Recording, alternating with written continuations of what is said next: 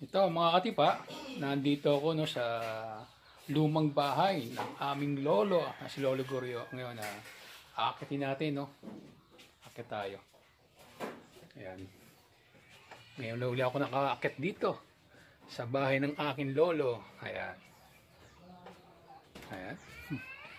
Ayan po. Ayan, mapapansin nyo mga katipa. Ayan, napapansin nyo yan.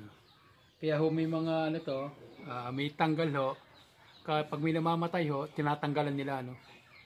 Ayan, ang mga pamahain dito sa Pangasinan. Ayan. Ayan, ito po yung lumang bahay ng aking lolo.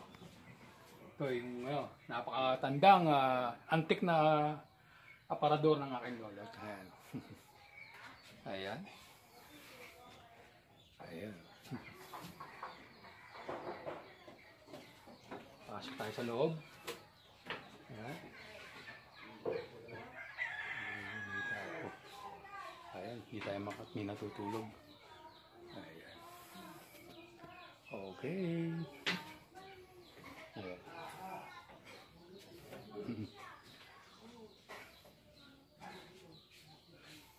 Yan, mga katipa. Yan.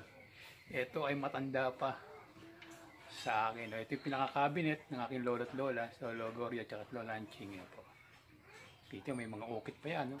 Ayan, may mga ukit pa. Ayan. Ayan. Okay. Ang matandang cabinet. Ito mga katipa.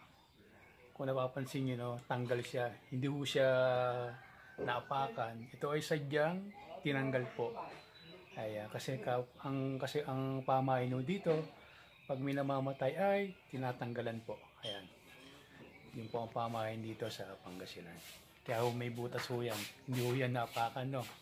Okay.